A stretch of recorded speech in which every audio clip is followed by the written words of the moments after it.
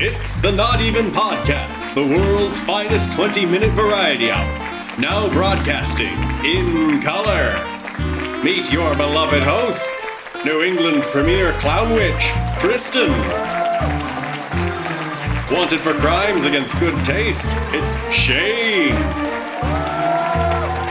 Former teen heartthrob, Emile. And introducing Bonetholemew. The Not Even Podcast is brought to you by Existential Dread. Hello, what's up? It's spooky season. Welcome to the Not Even Podcast. Yeah, we are recording. Hello, boys and ghouls. I'm here with me, Kim Dauber, and Kristen, Clown Goth, Shane. I got a skeleton in me. That's spooky. that's Shane. And you. I'm Emile Lewis. I sometimes gaze at the unrelenting terror of the cosmos. All right. You sometimes get possessed by Edgar Allan Poe. Oh, yeah. It's either that or Lovecraft sometimes. Mm-hmm. It's kind of funny. Mm-hmm. And he takes a big swig of whatever it is he's drinking. And then he gets terribly afraid of the Welsh. No, seriously, The Shadow over Innsmouth, that story was based... About the Welsh? That story was based on H.P. Lovecraft's horror on realizing that one of his ancestors was from Wales.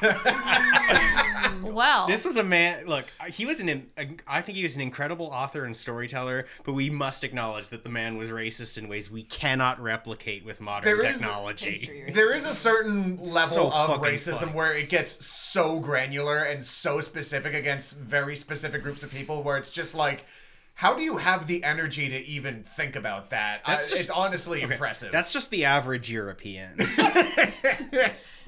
Anyway, sorry, entire continent of Europe. I am actually one of you. Happy Halloween, Europe. Please don't ban me from your shores. Anyway, welcome back to the Not Even Podcast. It's our spooky season version of it. So let's kick ourselves off. Because we record one episode every 7 years. Let's kick ourselves off with a meme reading.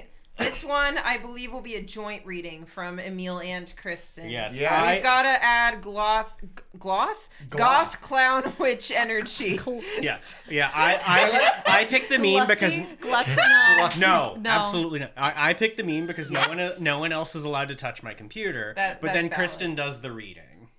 Great. Oh yes. Yes. So, what is the word which we are going to search for today's spooky reading? Well, I was going to say gloth, but I don't think we'll find much with that. That's tough. I'm literally going to check. Okay, yeah, I don't have any. No, go figure. Hey, there's more than 10,000 memes saved on this hard drive. I could well have something. Put suggestions for words we should use for the meme reading in the comments. That's a great idea. Do that. We will read all of them. We will read all of the comments. From our 31 subscribers. We love you! We love you so also, much. we got our first constructive feedback before the recording of this episode from my parents when I went to visit them. They listened to this show, which is horrifying considering that they listened to the episode when we talked with the B-movie jizz joke. I love that that's the one that they listened to. Well, they listened to all the episodes we have released. There are super fans. They did listen to that episode. Anyway, so hi, Mom and Dad. Please don't cut me out of the will for anything I say on this show. Okay. We gotta find a word. I got a word. Goblin. Perfect. It was sitting right in front of us. It was right there. We just as a disclosure, Oh, man. we're investing heavily in goblins in this episode anyway. Oh, guys, let me see if I can find the recording of this. There is a royalty-free, or not even just royalty-free, there's a public domain recording of a song called The Ragtime Goblin Man. Oh my god. Which I love. We need to, you know what we need to do, Kristen? We could do Kristen, another, actually, do you want to do another song react in this to the Ragtime Goblin Man song? I was about to say, so Kim, much like me, we do a lot of audio editing in our hobbies, and our favorite website is freesound.org, where people out of the pure kindness of their hearts will just upload whatever sounds they have recorded for their personal projects, and they will just put it out there for the public to use. And Kim needed something treasure related, like, ooh, my treasure, yar. and it just turned into pirates. And there's some guy who just uploaded using the best microphone he probably has, being like, "Yar, who has my booty?" And we need to incorporate that into this podcast. We need to shout this guy out. We'll find some way, somehow. I know this is requesting more editing work, but you need to find that treasure guy. The treasure guy? Let's tune back into All right. Emile. Have you found something? Yeah, I found a remarkable amount of memes that have goblins. Go figure. That have the word goblin in them. So how many? Do you have a number? A goblillion. Actually, this came up with 81. Okay, I'm 81. gonna pick So 53. 53. Oh, okay. we're actually gonna go that way. A nice random sounding number. I was thinking of my parents, and they're both born in 1953. Good for them. Yeah. Do we need to bleep that out for them? Hold on. No, they don't care. Okay, the one that came I up don't at know. number 53 is the one that came up at number 53 is a weird joke that only people who play Final Fantasy 14 would get. So I am going to pick another number. Wow, he's veto. Okay. I am because I want our 106. we have 81. Oh. Then I guess by 81. default 81. All right. Let's see. I can't tell if it's smarter or... Ah, here we go. Okay, here we All go. right, so we have this. Actually, I'm just gonna open this in quick look here. This is a picture of a beautiful mountain. Okay. I'm doing the reading. Yeah. Yeah. All right. They specifically moved it in such a way that I still don't get to see it. Describe what you are seeing. Okay, so what I'm seeing, it looks like a very immaculate Apple desktop background of a mountain covered in snow. It's majestic as balls. It is very majestic. There's light hitting the ridges just so, but there's also looming in the foreground a darkness. And dead boy. center, in centered text, dead center, it just says, "The goblin uprising is upon us." You don't see the goblins? You just... There are no goblins. Oh, no. There are no goblins. There are no goblins pictured in That this we image. see. That visible. Yes. Yeah. You just know that mountain is teeming with goblins, though. Yeah, they're hiding. They're waiting. Now, what does this mean? Yeah. We need you to interpret this for us, Kristen. So I can't understand the simple sentence that was presented to me. So the goblin uprising is upon us. So after years and years of us, following societal standards, like I think the weird, the freaks, the outcasts are, you know what? Screw this, okay? We need to let our freak flags fly. Yeah. We need to just unleash the beast and let the freak fly. That's all I got. You think we should go goblin mode? Goblin mode. Just like David Byrne said it best, stop making sense. Stop making sense. Stop Yes. making sense. Get weird with it. Exactly. I don't know how many years I have left in this life, and I'm gonna get real weird with it. As Frank Reynolds says in Always Sunny in I Philadelphia. think that's probably a very good premonition about what will happen in this edition of the show. What would you Thank do you. if we voted in a goblin president and the goblin president said, "My first rule of goblin business, we are Okay. replacing all currency with gold coins." I'm gonna stop you right there. we cannot They go would back be to the gold speaking. standard. Shut. They would be speaking in gibberish. Oh, just so like that is an gobbly gobbly go. thank you. That was an unrealistic representation of a goblin. I'm so sorry. Wow! Gobby folk can learn English. Yeah, exactly. He's a house elf. Is he really? Are we really saying Dobby's he a said Gobby, goblin? not I said Dobby. Gobby. That's what I call Kim's cat goblin. Goblin. What? Oh, do we like this voice? Oh no. Leave a comment if you love this voice. will soon be here. The goblins are coming. They're coming. That just sounds like an 80-year-old woman. Thank you. Yeah. Where do you think goblins come from, They Shane? come from old women? Why not? I guess so, yeah. I think- No, they're the subterranean variant of orcs living underneath the Misty Mountains, who were originally elves Okay. corrupted by Boring. Melkor. How do you hear there is a race of little like creatures living underground, under the earth, underneath our very feet, and you go, oh, fucking boring. I don't want the science. No, okay. I got some knowledge. All right, now. Goblin hole. Yeah, so Tell me more about the goblin hole. So part of why we're in this goblin hole is, aside from the fact that goblin's a funny word and it's spooky season, is because last episode I did make repeated mention of the Kentucky Goblins. That's true. And you apparently did. other people aren't as familiar with this, which is, I guess, just goes to show that other people don't have my particular brand of tism, which is when I hear of something weird that happens, I must learn about it. Okay. Oh, shit. So this is going to turn into a brief history podcast. I'm going to try to keep it... I'm not going to try to talk about it too long, but you guys want to know, and I waited for however many weeks it was. You have Welcome to. to the Goblin If it doesn't History come Channel. out here, I don't know what will happen. Goblin history. Anyway, so they're not. So tragic spoiler alert. This is not about like literal like little green dude goblins. Aw. This is about little green men though. All right, you Yeah. have my attention still. Yeah. So 1955. It is somewhere between the towns of Kelly and Hopkinsville in Kentucky. There's a group of people. There's like a couple families that are hanging out in a farmhouse. Some of them are actually carnies by nature, which I think makes them kindred spirits to us. Okay, yeah. As entertainers. Anyway, one of them goes. I wish I was as cool as a carny. I know. They're so cool. Hit us up, carnies. We love you. Anyway, Please. so one of them went. He got. I don't remember. I can't keep all the names straight, so I'm just gonna say one of them. So one of them, he went out to get some water. As one does when one lives out in Kentucky when there isn't running water. Yeah. No, this is the 1950s. It wasn't plumbing ever. This is boring. Anyway, and he claims that he saw something come crashing out of the sky and land somewhere in the distance. Now he runs back inside, tells his friends and family.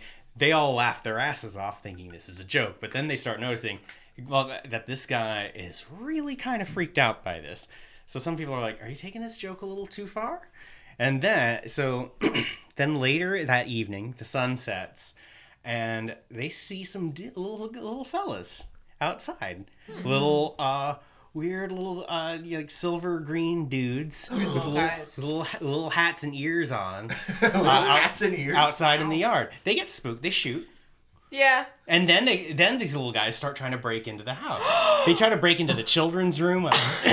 And like basically there's a whole night of this house being under siege. The aliens are bulletproof? Oh yeah, they shoot them multiple times.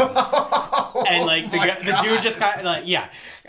So this goes on for several hours, and then eventually there's a lull, and then all of them get into the fucking car and run over, tell the police about it. For a second, And of course, and the police just laugh it off, and they're like, "Dude, Yeah. our house was fucking attacked because this was a several hour long siege." For a second, I thought you meant like they ran over the aliens or the little green men. Well, and then they went back and Whoa, question. Do you know about how many people live in this house? this was. Is this like, I have- are we talking like 2 people? Or are we talking like 10? This was all right. I have the like Wikipedia. grandma and grandpa? I have the Wikipedia article on this open. thank goodness. Five adults Yes. and 7 children. That's a lot of eyewitnesses. That's a They were whole having a bunch of party, people. basically. They were having- they were having like a house party, a get together. Oh, So, okay. and then they get back to the house, and I think they get menaced by them like one more time before dawn. And of course, there's like a press frenzy. A lot of people they're making fun of them. Oh, these stupid hicks! They were drunk and imagined stuff. And of course, this all these people are fucking traumatized by this. Yeah. And they end up not making they don't make much money off of this. So it's like it doesn't seem like it's something they made up. And there's a lot of theories about what it was. Maybe they just misidentified owls, which I think is the dumbest theory. I don't think owls are very bulletproof. No, owls are extremely not bulletproof. Or they just had bad aim. Yeah, I mean, Well- they so could've like missed. I like to think I'm an open-minded skeptic in Well, the sense. hold up. Like, Yeah, hold owls are basically 90% fluff. So maybe they were just bad shots. Maybe they just clipped them. Yeah, it could be. Yeah. It could be. But anyway, so like all of these people basically went the whole rest of their lives never taking this story back. Like they all believe this happened, despite years of ridicule and shit. And so I was saying, I'm an I like to think of myself as an open-minded skeptic in that, like, I don't necessarily believe that it was aliens, but I also don't think that what these people claim to have seen was something that they intentionally made up. It doesn't sound like nothing. Yeah. So I just think it's a great story. So I love the Kentucky Goblins dearly. Oh, and as a fun fact for people who play Pokemon, i.e. most of the people in the world, the Generation 3 Pokemon Sableye was designed after the drawings that they did of the creatures they saw. Oh, that's a good fact. I need to remind myself which one's Sable. Is that the one with the eyes that literally are just like gems? Little gems, and he goes like... Oh, he is pretty goblin looking. Yeah. So anyway, so that's one of my favorite little bits of folklore. And also there are stories in that region of like little silver men who live underground dating back decades, possibly even before this. So can you imagine being the maybe aliens? they're not aliens, maybe they're the mole men. I hope they're possums. I hope they're the mole men. Can you imagine being these aliens and being like, God, we ran out of space gas and we had to like stop at this pit planet, and then they open up with bullets and they shoot at us multiple times. And we just tried to say, "What's up, guys?" Oh God, do aliens sound like Eric Cartman? Terrifying thought. Oh God, no. The aliens clearly sound like back. From Mars like Attacks. Mars Attacks? Mars Attacks, yeah. Those guys, yes. Back. Yeah. Back. And there's another, I'm not going to talk about this long. I do want to say there is another interesting addendum to this story several decades later. The plot thickens? Well, allegedly. There's a really interesting, kind of hokey, but very interesting anyway, documentary series called Hale about it, where basically there's this guy who he's also a paranormal investigator, where he started getting emails from someone living in another part of Kentucky saying that there were critters coming out, like breaking shit in his lawn, scaring his child and things like that. And then he sent a couple photographs of like a footprint that like had like those dermal ridges that are really hard to fake on it, and then like a possible photo of a creature. But then this guy just completely disappeared and stopped emailing him. Oh. So, it's a very interesting story. I highly recommend it. I highly recommend the documentary. It definitely I think the producers of it I think are a little too credulous at times. I think even the most ardent believer will have a couple points when they will think, oh, that's a stretch. But I think it is excellent filmmaking about this. What's the name of the documentary? Hale, which is the name of the town in Kentucky that they did this investigation. I love the idea. It's excellent. I think it's a great work of television. I love the idea that these aliens please come on our show, producers of Hale. Please come on our show, producers of Hale. I love the idea that these aliens have a lot. like Wi-Fi and their own email addresses, and they were able to intercept these emails going through, and they were like, "No, not on our watch," and so they just murk the dude. Yeah. And one last thing I will say is that there's another fictional show that I am working on with our producer Kim here. And in fact, there is an episode that Kristen does a voice in where we do allude to one of the events discussed in this whole that's what that Kentucky was about? scenario. Oh, snap. And that is how you self-promote. So anyway, when we finish editing it, check out Malika. There we go. Plug it. Plug it. Just chock full of references to every cryptid you've ever heard of, and many you have. Cryptids, mythologies, any work of literature that I can get away with referencing without suing. Everything is Malika. Everything is canon. Yeah. Yeah. It's the League of Extraordinary Gentlemen without the weird rapey bits. Yay! Oh no.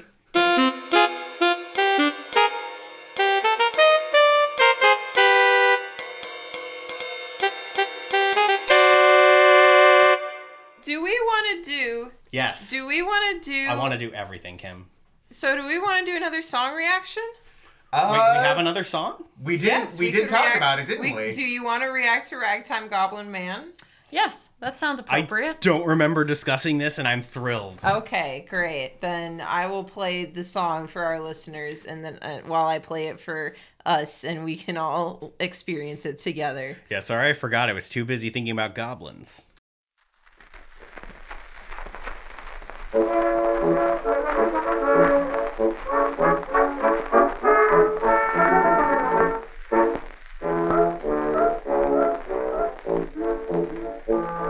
A ragtime goblin man, he comes around and softly hums a ragtime tune. I know he followed me, he'll catch me sure, and then there'll be a ragtime tune. He's beside me, hide me, hide me. I can feel his breath, almost scared to death. He will take me, shake me, make me join his raggedy band.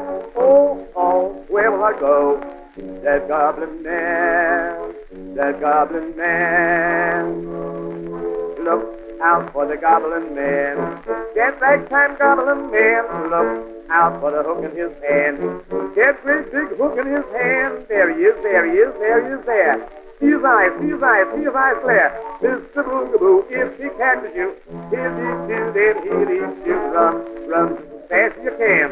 From the ragtime goblin man, hide, hide, or he'll give you a ride in his ragtime van.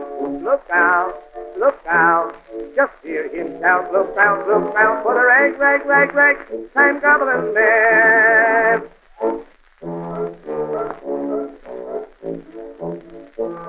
That ragtime goblin man was mild. What was it drove him wild? A ragtime tune. On dark nights, just look out, he'll catch you if you sing about a ragtime mood. If he nabs you, grabs you, jabs you, you won't get away, but you'll have to save him. He'll bring you, fling you, sting you to his raggedy band. See, he wants to get me, that goblin man, that goblin man. Look out for the goblin man, that ragtime goblin man. Look out for the hook in his hand, that great big hook in his hand. There he is, there he is, there he is, there. See his eyes, see his eyes, see his eyes glare. Mr. Boogaboo, if he catches you, he'll eat you, then he'll eat you. Run, run, as fast as you can. From the ragtime goblin man, hide, hide, or he'll give you a ride in his ragtime van. Look out, just hear him shout. Look out for the ragtime goblin man.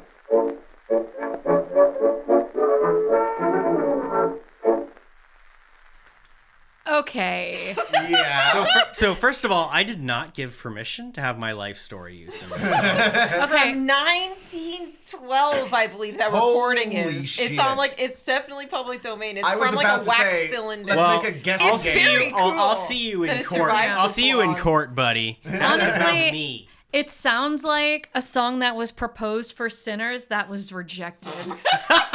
Like, that's how that song... It does a little bit. Yeah.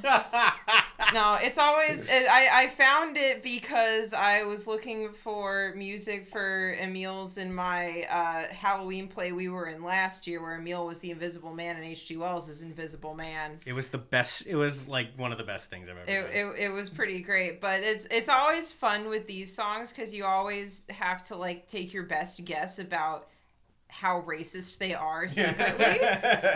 The lyrics to this, I'm like, well, I mean, maybe, but Fun fact, the Goblin Man is Welsh. it's about a goblin man. It's explicitly a goblin. Yeah, he's just a little green guy. He's just a little guy. He'll beat you, then he'll eat you, but you also have to join his band.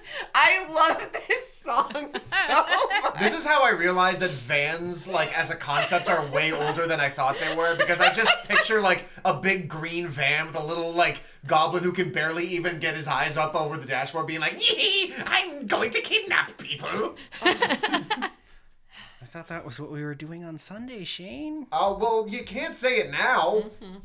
You ruined our plans. I love We've ruined the goblin plans for the Goblin Man. the Ragtime Goblin Man, go back into Goblin I Hole. love so many things about this song. I love the idea of a ragtime goblin man. Oh, who yeah. It's so unclear what his intentions are. I think it's pretty straightforward. He has a band. He wants to beat people. He wants to eat people. He also wants them in his band at the same time. You understand my confusion. No, because this no. happened to me, Kim. It's very simple. See, let me break it down for Okay, you. okay. So, people are big and goblins are small, right? Okay. So what I'll happens grant is goblins don't like that people are big, so they will eat enough of you that you are small and you are in the goblin band with the goblin. This is a partial consumption situation. Exactly. This is like I'm like a toe or something. Yes, exactly. I was trying to think of something a goblin could eat that wouldn't impair your ability to be in a band. Like fingers, no. Ears, Yeah. no. That would really get in the way. But wait, there's Vor. There's Vor. Well, I don't know. Is it Vor if it's only like you're eating part of them? Actually, you know what? Like, I think yes, we've used the word but- Vor more times. Hey, Emile's parents, remember how you said, hey, there should Shane, be I fewer- will kill you. Emile, what's Vor mean? I don't get it. Okay, no, but there was one time a few years ago, we were hanging around. This is around the holidays, and my mother was listening to a podcast about the show Westworld because she was super into that show. I haven't seen Westworld, but anyway, she was listening to it, and the hosts they were talking about like the different areas of the theme park. How there's like a Westworld, there's like a samurai world, and one of the hosts makes a joke about how he wishes that there was a hentai world. And then, unfortunately for me, while you were sitting in that living room, I heard a cackle, and to my horror, this cackle came from me. Oh, no. So it then fell upon me to tell my parents what the word hentai meant. Oh, yes. No. Please That's don't. the real horror story. I'm very proud of you for getting through that. That sounds like it's This really was hard. this was like 2 or 3 years ago, and That's not long ago. Yeah, That's but very here's the thing: that is 2 or 3 years when they could have disowned me. There's still True. time. There's still time. Shut the fuck your fucking fuck, Kim. This is secretly the Listen. Get Emile Disinherited podcast. Sorry, Emile, we decided we like hentai more than you, actually. Whoa! We're spending your inheritance on commissioning hentai. Holy shit! Can we pivot now? Please God, let's pivot.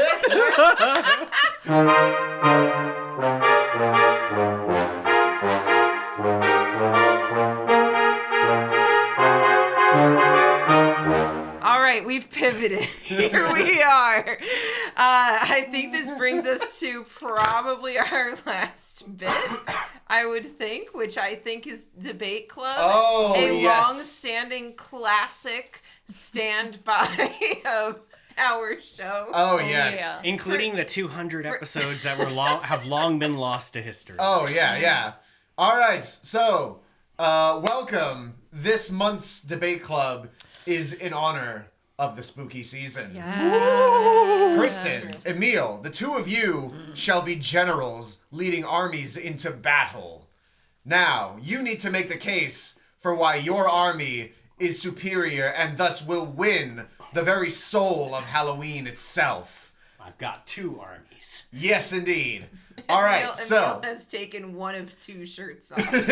I'm now wearing a tank top and showing off my attempts at musculature. And you look stunning, darling. So, I know. Kristen, your army, there's going to be 100 soldiers in your armies, by the way. There's going to be 100 of each of these. What? We're getting specific. Yeah. Okay, Okay, good. we good, have good. rules now. All right. Yes. So, Okay. Kristen. Oh, this was not a metaphor. I now realize. No, this is very literal. Yeah, I did. I always consult Kim for the debate topics. Anyway, Kristen, your army is going to be 100 skeletons, but all their bones are broken. Oh shit. Broken? They break very Brittle. easily. They're very Brittle. fragile. They're very They have- brittle bones. Yes. Oh, okay. They have skeleton osteoporosis. Which Yes, I guess exactly. is just osteoporosis. Yeah. So, Emile, your army is 100 werewolves, but they all have doggy anxiety. So, Kristen, I'm going to put 60 seconds on the clock here. Wait. What am I debating? Like, You're why my debating team why would your win? army of 100 brittle bone skeletons would be the superior army to 100 win. of them. All 100 of them. Ready? No. Too bad. We could give it a second. I'm just thinking about this. Like, where is this battle gonna take place? Oh, just location. Yeah, a big empty field. Okay, a big empty field. All right. Do they No get terrain effect. Can they carry things? They can carry like their swords and stuff, but you know, if they swing it too skeletons hard. get swords? They have swords? Well, the werewolves got claws. Okay. I assume to keep things fair, these are not silver. Yeah, they're not silver. They're just they're regular metal. But you know, if they rattle their bones too hard, they might go. Oh, my arm! Oh my god. Rattle them, boys! Meanwhile, the werewolf side, they'll be like all cheering and running, and then like somebody sees like a squirrel, and then they're like, ah! And then they run away from it. Because they have doggy anxiety. They have doggy anxiety. So Well, Maybe damn. they look at each other and they don't play nice with other puppies, and then they get scared and angry. And they piss their pants. They Okay. piss their pants. All right. right, I think ready? I'm ready. All right, 60 seconds on the So clock. why my and team will win? Why your team will win. Okay. And go. All right. So my army of 100 skeletons. So our strategy is going to be that we're going to play dead. Okay. And what is it that werewolves cannot resist? Okay. Oh. Bones. They just dogs. They love chewing on their bones. And what is a werewolf but a more spooky, elaborate dog? So our strategy is this: we play dead, and the werewolves come up to us, and just when they're not suspecting anything, we're gonna take our swords and stab them in the chest. Or if our arm breaks, we'll take our arms and stab them with our arms. See, the thing with skeletons is that we get hella creative, okay? Like, there isn't a body part that we cannot use as a weapon. Skull, femur, like patella, you name it. We can use literally any part of our body as a weapon to defeat the werewolves. Wow. Perfect That 60 was seconds. Very compelling. All right, Emile. Wow. You have 60 seconds why werewolves with doggy anxiety would win. And go. Alright, so I grant you'll stab one werewolf. But that will set off the anxiety of all the other werewolves.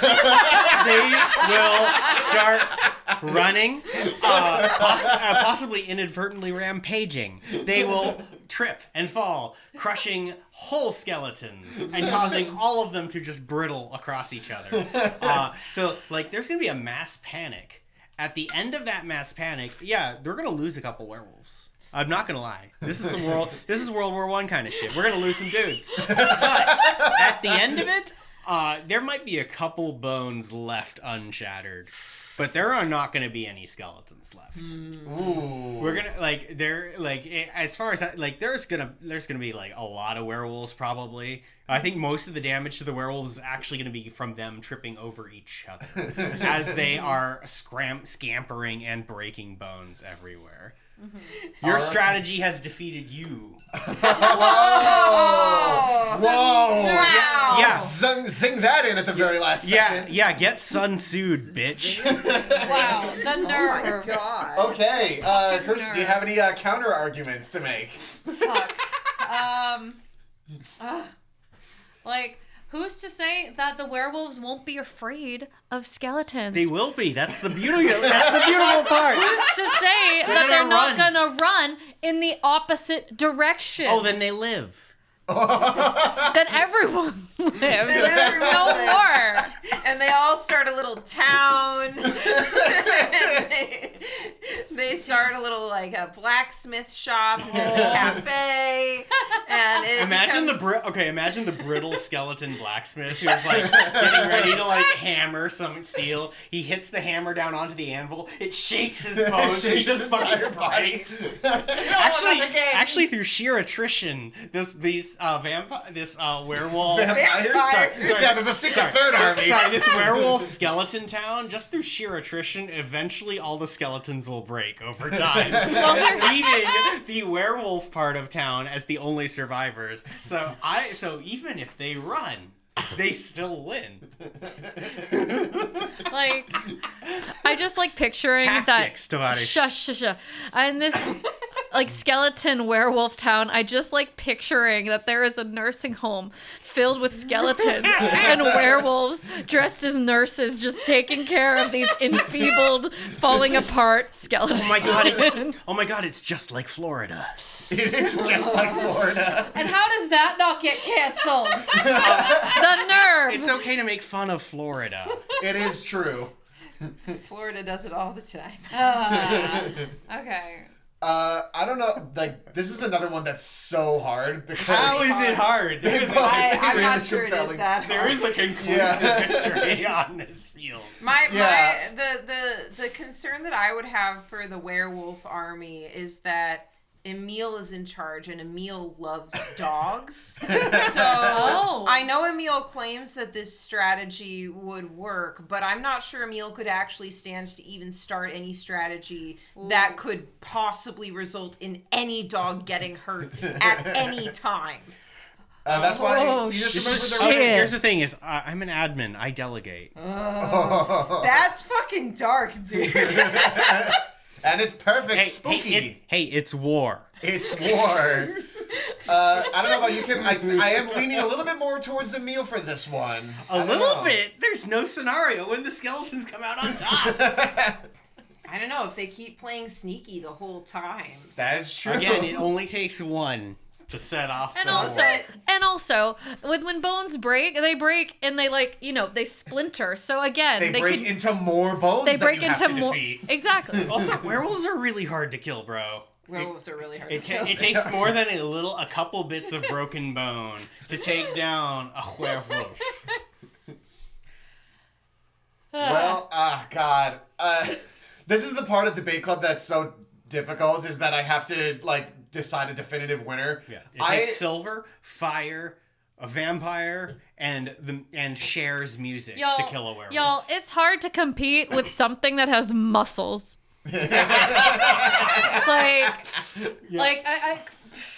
I think we know who got it. It sounds like Kristen's conceding. I think werewolves take it. Congratulations, Emile. If you think we were wrong, sound off in the comments. Leave a comment.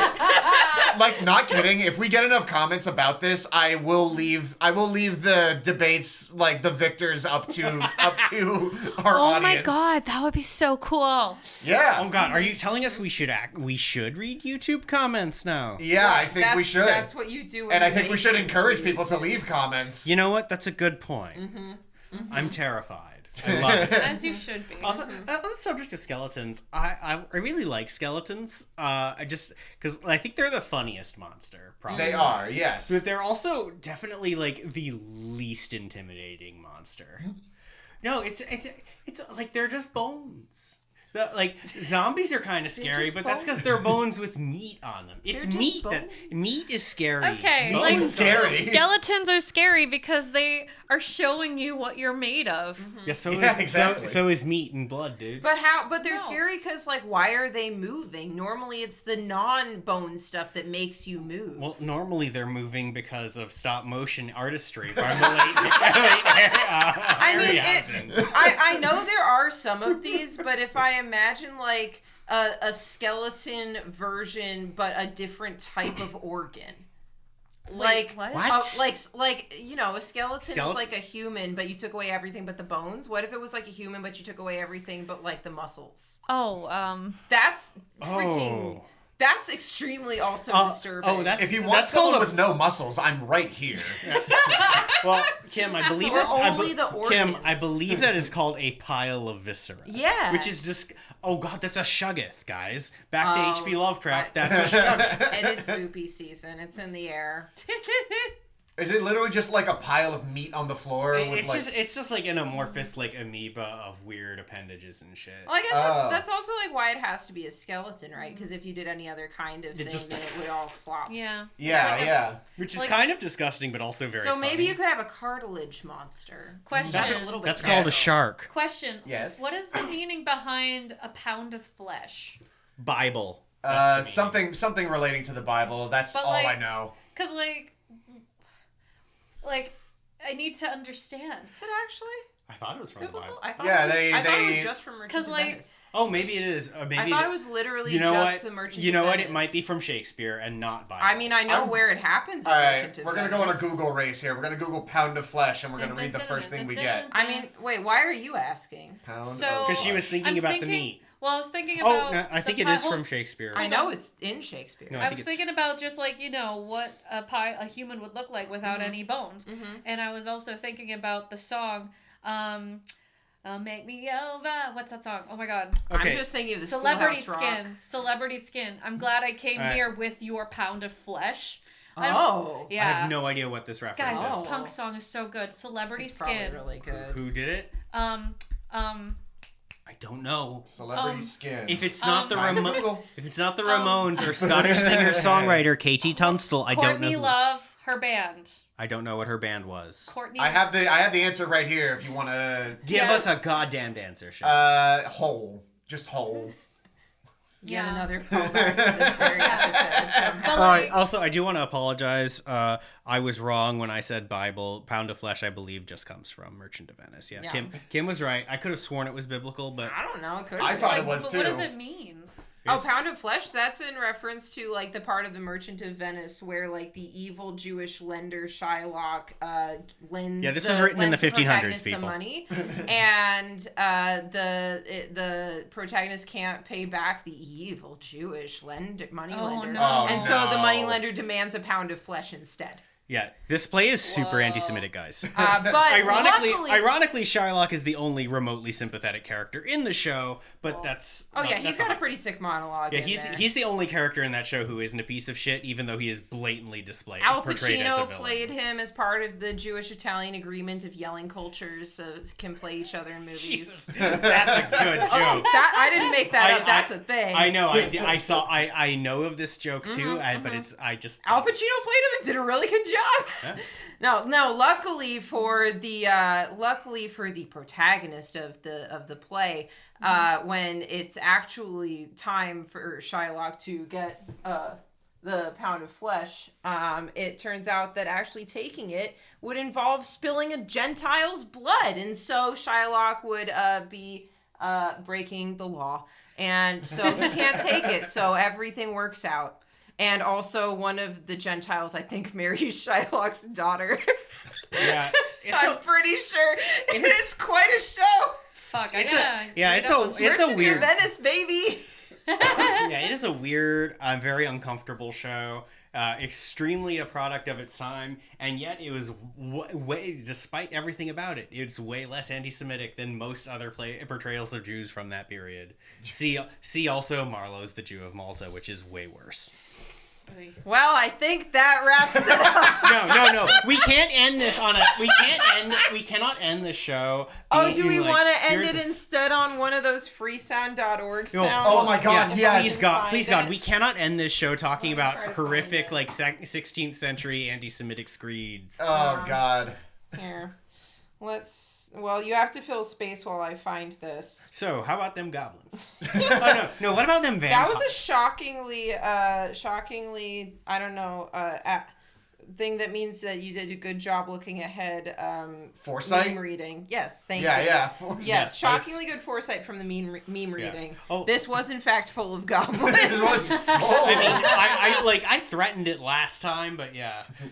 Also, vampires. Vampires is cool. We didn't talk about vampires nearly enough. Yeah, they true. were watching, waiting for the skeleton and werewolf town to collapse so they could come in. They were taking bets on the side. Yeah. Like, y'all, I'm sorry. My money's but on the wolves. I'm sorry, but werewolves having anxiety versus skeletons having osteoporosis. Like, come on, you guys. It's one of the best things. Like, Obviously, the werewolves are gonna take it. See, what I fucking love about the werewolf dog thing is really fucking funny to me. Because, like, I love how there's all these, like, you know, kind of angsty werewolf fiction about what does it mean to be, like, that point between man and wolf. And then we had... And then you give him a squeaky toy. Well, then, like, the turning point in werewolf scholarship was when the late Terry Giga Chad Pratchett came along. And he looked at this dichotomy and was like, oh, it's dogs. Halfway between man and wolf is just dogs. So I have not actually been able to take werewolves seriously as a concept since I was a teenager, thanks to the works of the late Sir Terry. Please read Pratchett, people. It's better than religion. I think, and better than all political theory. I think that, you know, just whenever werewolves come to mind, my most recent frame of reference is What We Do in the Shadows. Same. I've gotten into this show thanks to you guys, and like the first season they have like a conflict. It's a show about vampires, but they have a conflict with like a gang of werewolves, and they outsmart the werewolves with squeaky toys and throwing them off buildings. Spoilers. Alert! Wow. I have found at least one of the pirate sounds. Yes. Oh, okay. I had to look up. Pirates are Halloween, right? I was looking up. Probably. I was a pirate many times for Halloween because I was too lazy to get a different. There are costume vampires that was in higher Warhammer, effort. by the way. That's awesome. But go to freesound.org because it rules there. There's stuff like this. Yeah, this is an incredible. I'll play it again. Play the one that sounds like Andre the Giant. You want me to go find another one? Yeah, you have to. That's what I mean. I thought that was the one we were gonna play because that was the funniest thing ever. We wanted the other one. All right. Like I love the idea. I arrived here like 2 hours before the other cast members because I had nothing better to do, and they had like lives and jobs. All I was doing was sitting around playing Pokemon and yelling at a script. Is it this one? And I hear the sounds of some kids near me treasure. I love this guy. We would like to express our gratitude to Wayne out there for the several pirate voiceovers. You think that was the only one? Truly, great job, dude. Yeah. You crushed it. This is amazing. Are you looking at me, treasure? I don't know why these exist, but I'm so glad they do. Like it's drunk Shrek. My hunch is that like he recorded all this for like some like personal project. Maybe he's like working with actual kids. Yeah. And then he was like, "Hey, well, I spent the time to make this. Might as well upload it to the free website." Mm-hmm. I love this guy. We need to. He is one of my heroes, along with the clown white guy. We need to come up with some convoluted reason to include that voice sound effect in Malika. You have to do it now. As the creative director, you have to do this. I have a shelved script that needs to be completely rewritten that does involve pirates. So we've always that's perfect. Pirates. Yeah, I am always ready to do a pirate story in my weird paranormal show. I'm trying to work on my West Country English accent too, which is apparently the pirate accent. There's a fact. It be like It's not just Yarhar. No, I think that's where you get it from. Like apparently there was a guy who played like a pirate in one of the earlier movies. It was the guy who played Long John Silver in the Walt Disney film of Treasure Island in the 1950s that popularized the accent. And that's how come. But here's the fun part. So that actor, whose name I cannot remember, I believe he was from the West Country, but Blackbeard was also from there. So this does the actual guy. The actual guy. So Eddie Teach. Yeah. Or Thatch, depending on the there's a lot of different the spelling was really bad in those. I hope there's a drag performer out there called Eddie Snatch, and their whole theme is Blackbeard. That's really good, but also I'm going to hit you with this. Well, thanks for listening to the Not Even Podcast. What's our socials, Kristen? Where do you find us? Where do you find us? Where do you look for more of us? What do they do? What should they do? So they what should they go. do? They should go online. Let's go on the internet, stupid. www.notevencomedy.com. Our socials are there. We're primarily chilling at YouTube at Not Even Comedy, and also we have an Instagram that we post the meme readings, which reminds me, send me the meme. I will. Thank you. Yeah, just go to our website. Everything's there. Sick. Yeah. Happy Spoopy! Happy Halloween, everybody! Also vampire laugh. The Not Even Podcast is a production of Not Even Comedy. Go find us on YouTube at Not Even Comedy and on notevencomedy.com, and email us at noteven.comedy@gmail.com. Our music was composed by Denver Gaden. See you next time!